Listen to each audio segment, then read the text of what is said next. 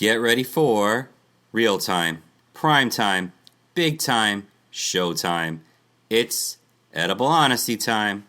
And in the meantime, get ready for your favorite partner in crime, your host, one of the greatest talkers of all time, the king of edible honesty, the eighth wonder of the world, Andrew the Giant.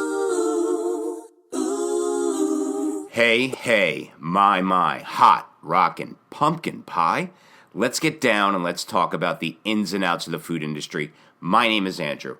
I'm your host, and I am ready to rock. So let's cut right into it, because today we will be readjusting almost everything you thought you knew about food. Now, there are three kinds of people: those who make things happen, those who watch things happen, and those who ask, what happened? Casey Stengel.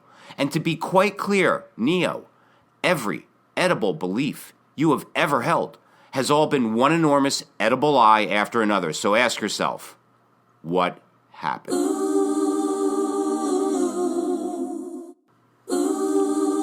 Well, Casey Stengel, a lot has happened. And the way that the edible powers that be pervert the edible history, why, it is akin to, was it over when the Germans bombed Pearl Harbor? Germans, forget about it. He's rolling. And in the book of Matthew, verse 7, chapter 15, it advises, beware of false prophets who come to you in sheep's clothing, but inwardly are wolves. And the metaphor of a Virginia wolf dressed in sheep's clothing is always the same. Not good, Little Red Riding Hood. And back in the day of the New Testament, sheep were an important part of life, and the metaphor of the pious as a flock of sheep was the standard. On the other hand, wolves were regarded as greedy and malevolent predators who were a constant and imminent threat to the innocent. And that's exactly what the edible powers that be are to us: a constant, imminent, edible threat. No different than a werewolf with a Chinese menu in his hand, walking through the streets of Soho in the rain. They appear to us as sheep, but really, they are a pack of blood-thirsty wolves, and you better not let them in, because a little old lady got mutilated late last night. Werewolves of London again. Ahoo! Werewolves of London. Now, there were two hampers in the bathroom, and one hamper says to the other hamper, please pass the socks. And the other hamper says, no socks, poo-poo undies.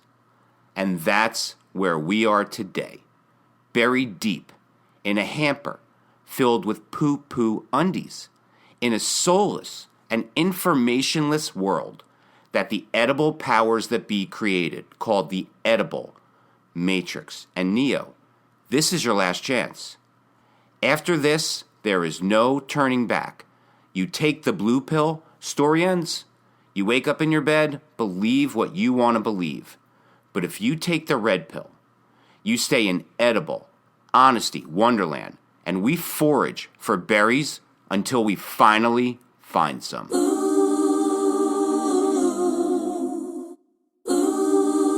So, ask yourself, Neo, ever have that feeling where you're not sure if you're awake or you're still dreaming? Hello? Neo? This is the United States calling. Hello? Neo? He doesn't seem to be picking up.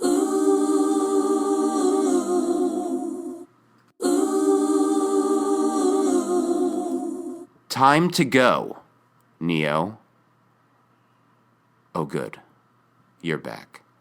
Now, open your eyes, but very slowly. You're free of the carbonite.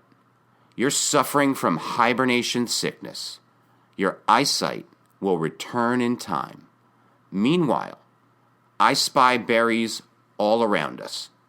Big, beautiful berries, but for some really odd, inexplicable reason, no one else can see them but me.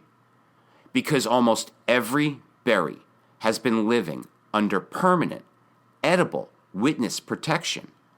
And these edible witness protection berries, as they are known, have all been existing under assumed identities and mostly as vegetables. Oy the agony.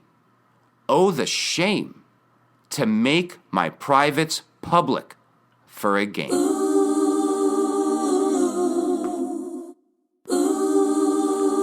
Now, a berry is a fleshy fruit that has multiple seeds on the inside.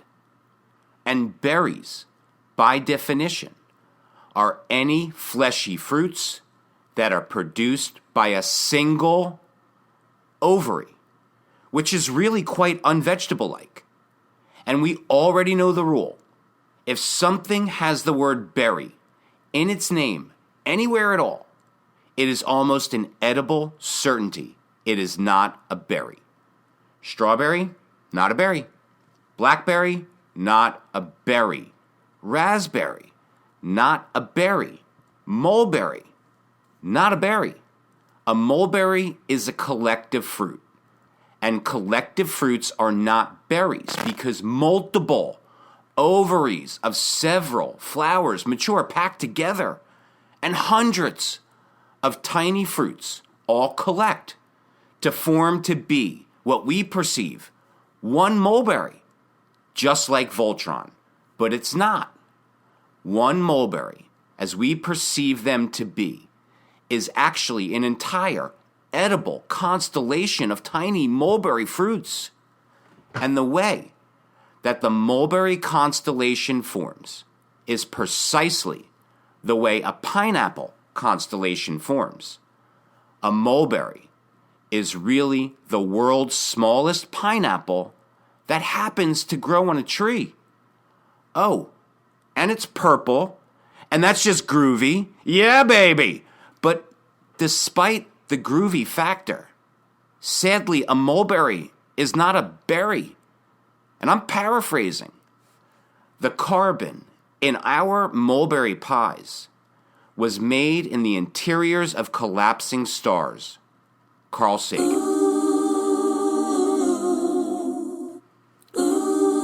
Now, Neo, when most people think of a berry, they think of a bite-sized morsel that is sweet and at worst can leave a nasty stain on your new white blouse, like a mulberry.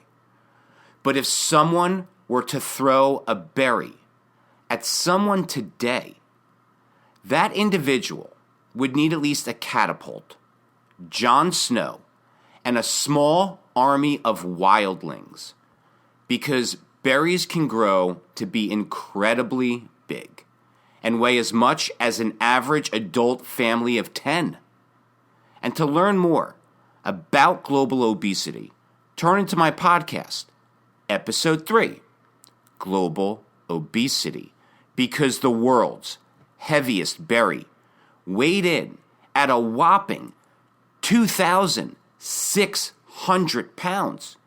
Now, for perspective, a wild Asian water buffalo weighs 2,600 pounds. So, holy wild Asian water buffalo-sized berries, Batman. And can I borrow your towel? My car just hit a water buffalo.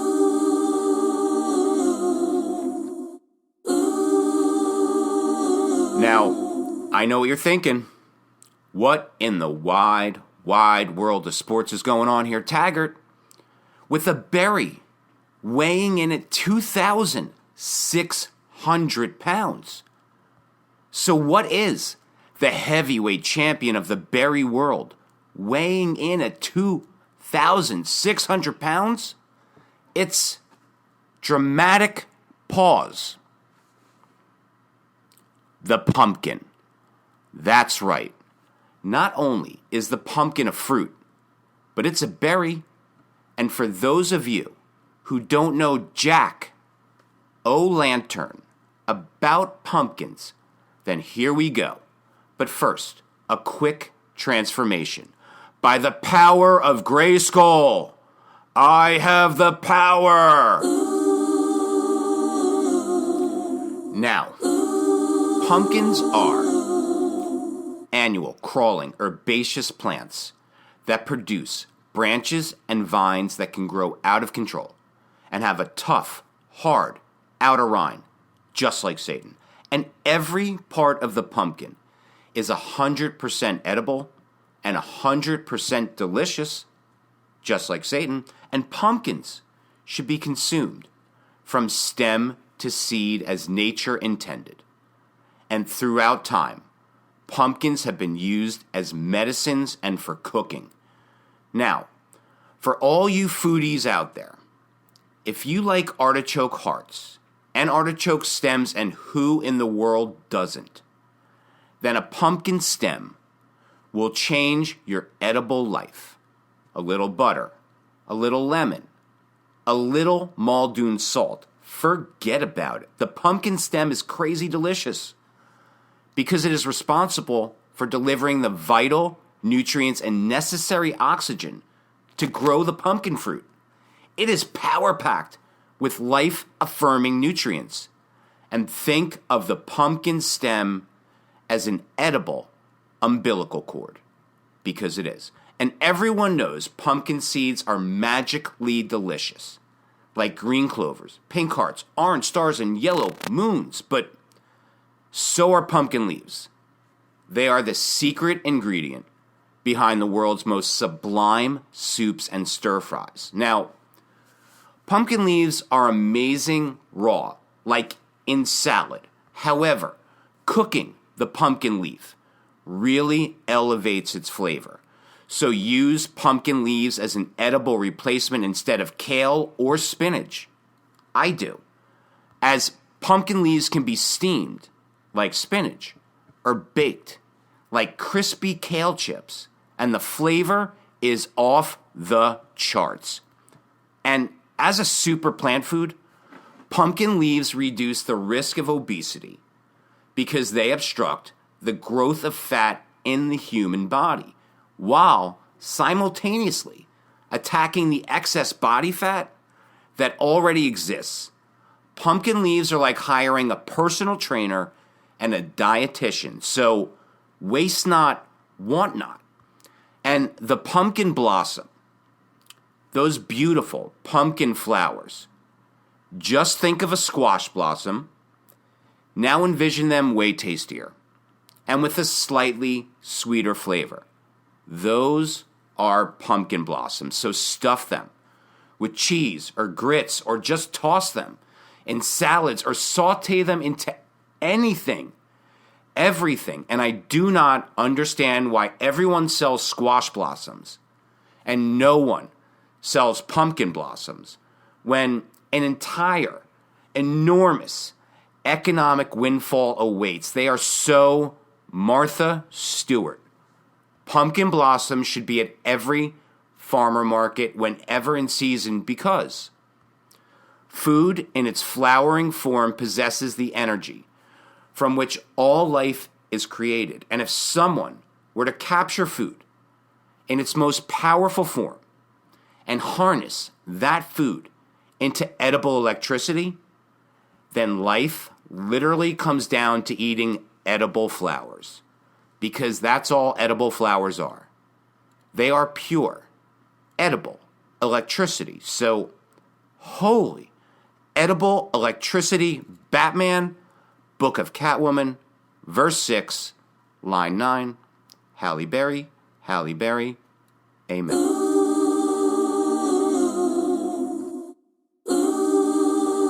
Now, Neo, the planet was introduced to the pumpkin during the 17th century because for some odd, inexplicable reason, the pumpkin really never had a name before the 17th century. It was mostly referred to as girl. So, Holy Bird Box, Batman, Book of Penguin, verse 4, line 2. However, in the 17th century, the pumpkin was formally introduced to the world and given its noble name when a pumpkin magically transformed into a noble stagecoach in a fairy tale called Cinderella. And literally, overnight, pumpkins went from old world culinary obscurity, the bottom of the food chain, straight to the tippy top of the food chain, and all over the world, as people began to instantly associate pumpkins and the Cinderella story as one. Bibbidi, bobbidi, boo.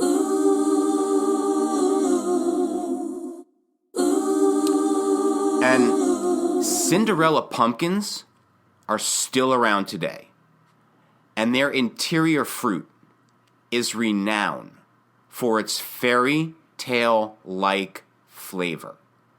And Cinderella pumpkins can be pureed and used to make the best pumpkin pie, bread, muffins, cookies, and cakes. Just make certain to bake them before midnight. Bibbidi, bobbidi, boo.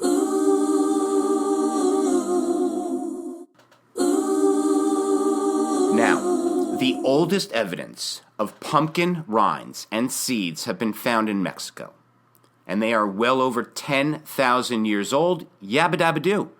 And back then, at the beginnings of agriculture, pumpkins played an enormous role as part of the ancient, edible, holy trinity. Pumpkins, beans, and corn were known as the three sisters. Now, metaphorically speaking, corn is the edible mother, and beans are the edible sister, and pumpkins are the edible Holy Spirit. Just think about that. And Native Americans and ancient cultures always planted the three sister crops together, because when they did, something magical would occur. David Blaine, think of the three sisters like Pat Riley did when he assembled LeBron James, Dwayne Wade, and Chris Bosh to play in Miami. It's simply a winning formula. The corn was the trellis, upon which the beans grew to enormous jack and the beanstalk-like heights. And the beans put nitrogen in the soil, which helped the corn and pumpkins grow very tall and very full. Meanwhile, back at the Hall of Justice, the edible Holy Spirit, the super pumpkin, shaded the ground, thereby crowding out weeds for the beans while simultaneously protecting the shallow roots of the corn. Now, no blueprint exists for how the Egyptians were able to construct the Great Pyramid of Giza, but the world would love a copy. However, we do possess the edible blueprint for the Great Edible Pyramid of Mexico. So plant the three sisters together, corn, beans, and pumpkin, and behold an ancient edible paradise like none other.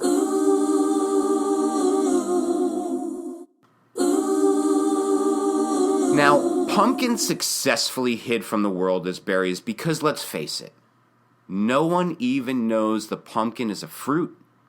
And I get it. They are covered by a huge rind that is both hard and thick. And really, what fruit looks like that? Well, a bunch. But below the hard exterior, just below the hard and thick rind, that's where all the beautiful fruit is. And the fruit of the pumpkin is quite unique, because the fruit of the pumpkin is its pulp. And pumpkin pulp can be both sublime and savory, as in pumpkin soup with lobster creole, or pumpkin ravioli with brown butter sauce, while at the same time it has the perfect sweetness, as in pumpkin pie or pumpkin butter, which makes the pumpkin the most versatile berry, let alone fruit, anywhere in the world. Simply put, The pumpkin is the edible world's version of Tom Hanks or Meryl Streep. It can star in any edible role. And because of this ability to star in any role, the pumpkin creates a lot of edible confusion. Because, well, berries are just not supposed to be savory. Not like vegetables. And pumpkin anything is in hot demand all over the land. Because it's so good, Little Red Riding Hood. And canned pumpkin was in such demand during the first wave of the pandemic that nobody could find a can of pumpkin anywhere. Edible fact. It was like 2-ply toilet paper. But I want you to brace yourself. Because this morning, we secretly switched the world-famous coffee at Rosati in Rome with Folger crystals. And canned pumpkin is definitely not canned pumpkin. Because in the year 1957, it was secretly switched out for Dickinson squash. Surely you can't be serious. I'm serious. And stop calling me Shirley. Mork calling Orson. Come in, Orson. Come in, laser breath.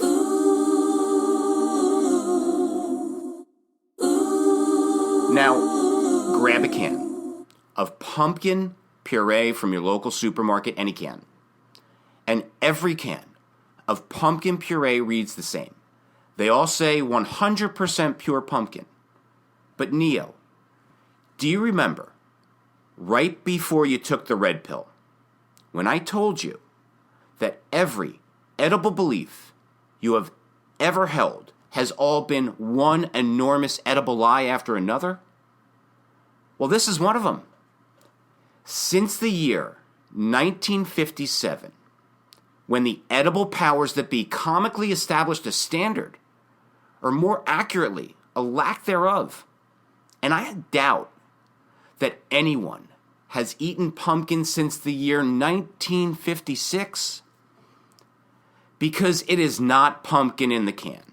Pumpkin is extremely seasonal and way more expensive than its uncredited, edible stunt double, the Dickinson squash. Because the Dickinson squash is the world's most unrecognized and uncredited edible stunt double in the business, period! Exclamation smurf. However, the uncredited Dickinson squash is precisely what every person on this planet has been consuming since 1957. And I know what you're thinking. What in the wide, wide world of sports is going on here? Taggart. The edible powers that be, why they maintain the highest standard anywhere around the world. And they would never, ever deceive the edible public. But that's their job, Neo. And I know what you're thinking. Well, maybe it's not a total lie. Pumpkins and squash are nutritionally similar, and they are cousins. Yeah, but so are Tyrion and Peyton Manning. And while Tyrion is a fabulous actress, if the Super Bowl were on the line, I would want Peyton to be my starting quarterback. But the edible powers that be, and Doug Peterson, just sent in Tyrion with 2 minutes on the clock, and the Super Bowl on the line. Wait, what? Did they just take out Peyton Manning for Tyrion Manning? But I paid to see Peyton play. Yes, I know. And we all paid for pumpkin. But somehow we're all eating Dickinson squash again. So what happened? Well, Casey Stengel, a man sits down in a restaurant to have a bowl of soup. He says to the waiter, "Will you taste the soup?" The waiter says, "Is there something wrong with the soup?" And the man says, "Just taste the soup." And the waiter says, "Is there something wrong with the soup? Is it too hot? Is it too cold?" And the man says, "Just taste the soup." And the waiter says, "Fine, I'll taste the soup. Where's the spoon?" Aha! There's no spoon. And that's all pumpkin in a can is. A missing spoon.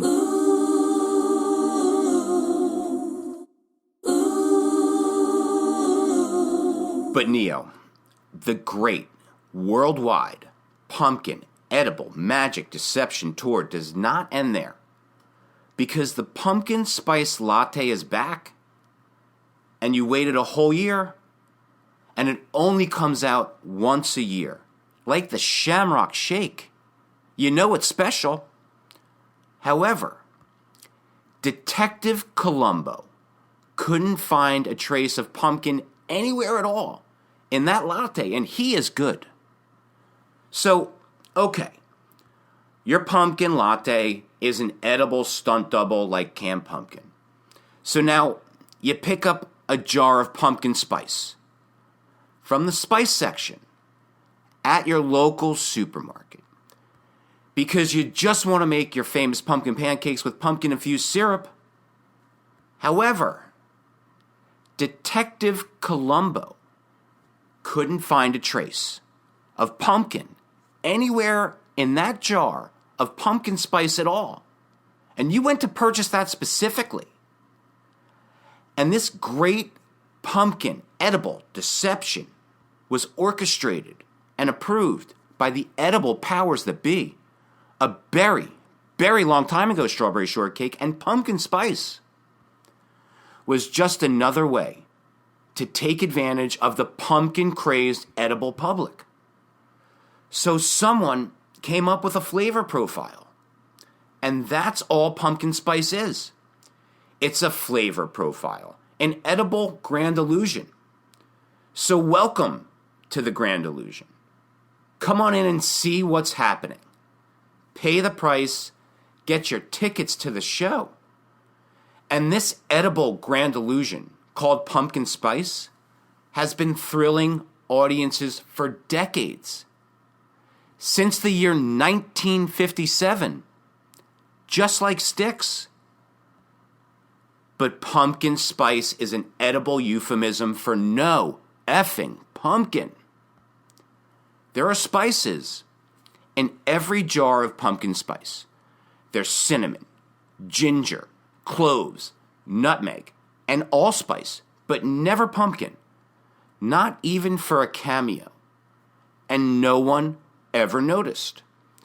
Because at present, the world cannot get enough jars of pumpkin spice and cans of pumpkin puree. See the last pandemic for evidence. And that is like saying the entire planet believes in the edible existence of the Easter Bunny, or the Tooth Fairy, or unicorns. Carol Ann, honey, do you see the light? Run to the light, Carol Ann. Run as fast as you can.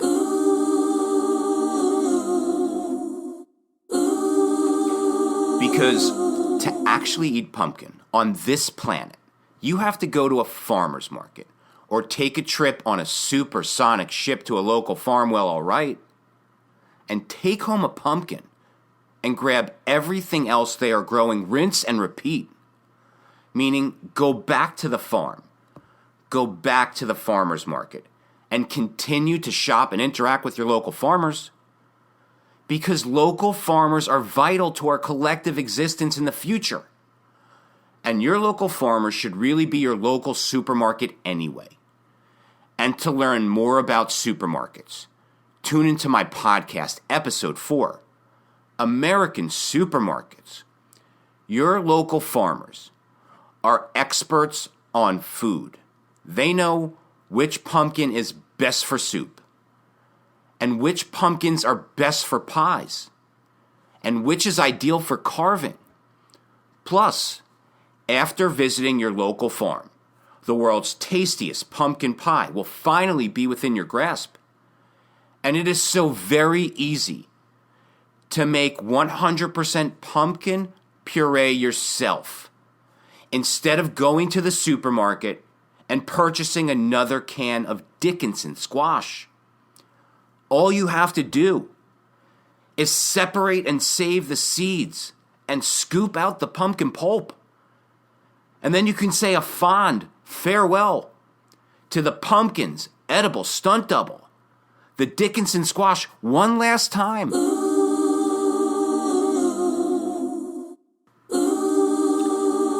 Now, when my mother took me to see Snow White, everyone fell in love with Snow White. I fell for the Wicked Queen, Alvy Singer. And the thing about pumpkin pulp, it's fruit, it's pulp, is that, and it's a little kinky, yeah, baby, is that pumpkin pulp really is not pumpkin pulp. But truly, that does sound tasty at Winston. Because the savory and kinky inside of the pumpkin, what we call its pulp, is actually its ovary wall. Surely you can't be serious. I'm serious. And stop calling me Shirley. Oh my God. What is this? It is seriously so good. Mom, what is this? It's ovary wall pie. Oh my God, it is so delicious. Mom, may I have more ovary wall pie, please? That's right, Don. It's the culinary sensation that is sweeping the nation. Kids everywhere are screaming, Mom, may I have more ovary wall pie, please? And remember, folks, that's Grandma's world famous warm ovary wall pie. Everyone loves Grandma's world famous warm ovary wall pie. And you will too. It's a real great pie and it's warm. Oh my, it's Grandma's world famous warm ovary wall pie.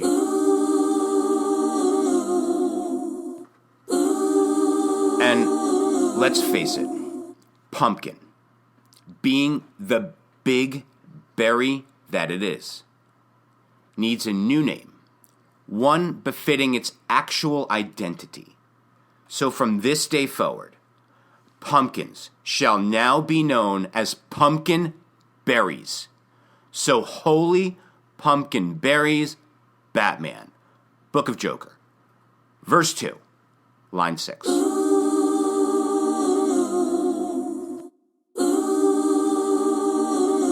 And pumpkin berries are super refreshing because they are just an enormous glass of water.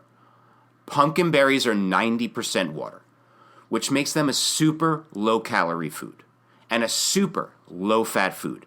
And pumpkin berries have a third of the calories of sweet potatoes, and they contain way more fiber than kale and way more potassium than bananas. And pumpkin berries are the only berry and the only fruit on this planet whose colors naturally form an edible rainbow. Think about that for a second. Pumpkin berries can naturally be found in red, orange, yellow, green, blue, indigo, and violet. Roy G. Biv, that's an entire edible rainbow, just like a bag of Skittles. And if unicorns existed, they would only eat pumpkin berries because unicorns only eat rainbows.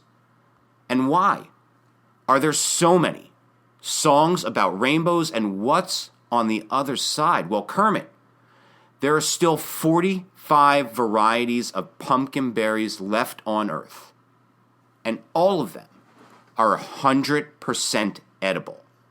And pumpkin berries, when in season, are the edible equivalent of the McRib. Dear Leslie, OMG, the McRib is back.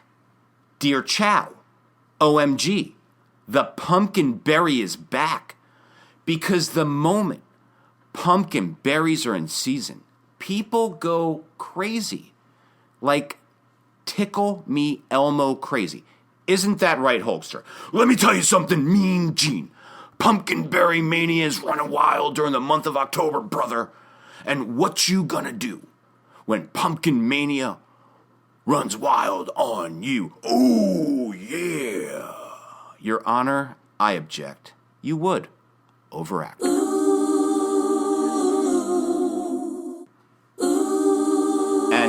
There are literally 500 seeds that fill the interior, ovary wall of every pumpkin berry. That's a battalion of pure protein.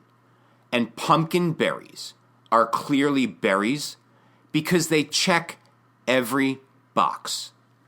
The pumpkinberry fruit is developed directly from the flower of the plant, and the pumpkinberry plant contains a single ovary. So that's textbook so far. Single ovary, fruit developed directly from the flower. It's a berry. Over. Now, on the inside of the pumpkin awaits a multitude of seeds, like 500 of them. Okay, so we have multiple seeds on the inside of the fruit. Roger that, definitely a berry. Over. And lastly, the fruit of the pumpkin, its ovary wall, is fleshy and soft and tasty. Roger that. The fruit is fleshy and soft. Over. And tasty. Over. This is Captain Roger Pumpkinberry. Are we cleared for takeoff? Over. Flight 2, 09er. You're cleared for takeoff. The pumpkin is a berry, and so is the captain. Over. And down goes Frasier. Well, it's been decided, folks. The pumpkinberry is a berry. It has finally been liberated from edible hell and freed from the edible matrix and finally released from permanent edible witness protection. And an edible wrong has finally been edibly righted. Plus, the pumpkin now has a super cool new name, the pumpkinberry. And it's finally free to hang out with its extended family, all the other fruits. Now, Linus, there are 3 things I've learned. Never to discuss with people religion, politics, and the great pumpkinberry.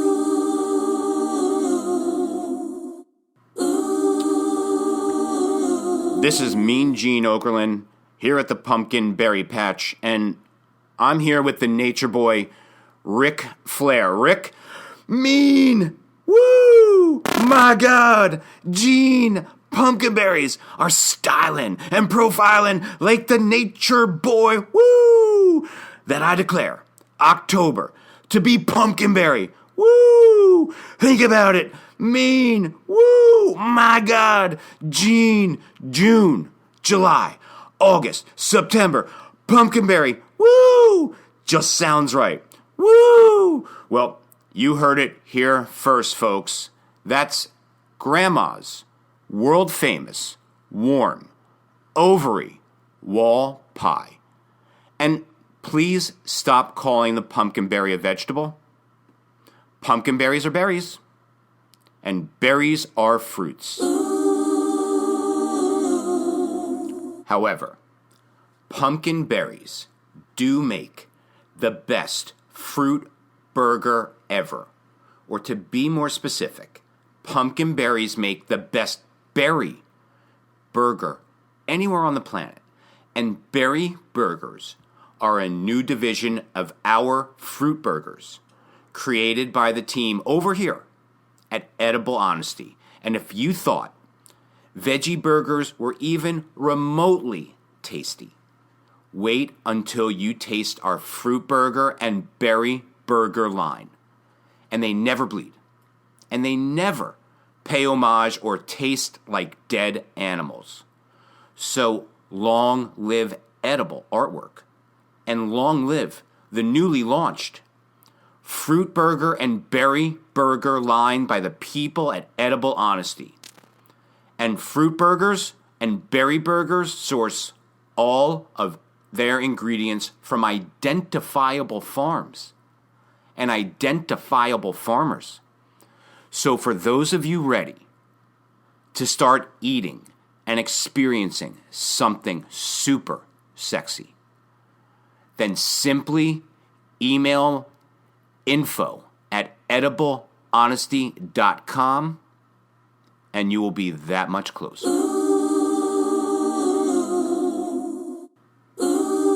My name is Andrew. I want to thank you so much for listening.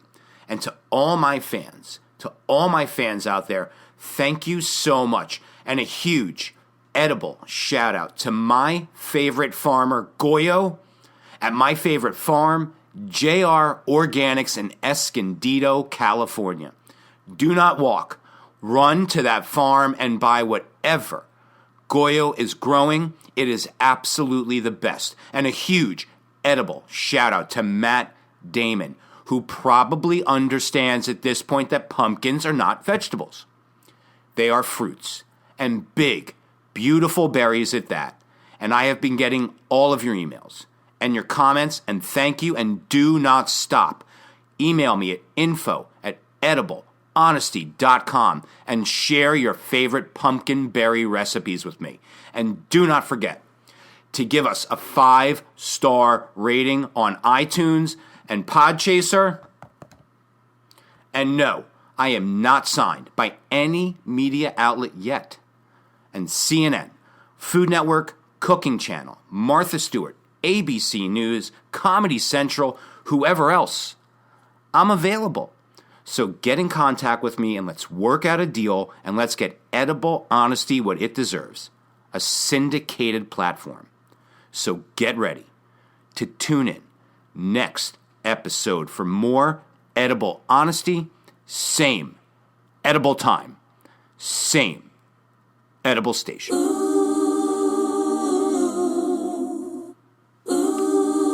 All right, folks, this is Captain Roger Pumpkinberry, and I want to remind you that this is a non-smoking flight. Smoking is prohibited on the entire aircraft, including the bathrooms, and tampering with, disabling, or destroying the lavatory smoke detectors is prohibited by law. Now, if you have any questions about our flight today, please don't hesitate to ask one of our flight attendants. Thank you, and have a safe flight.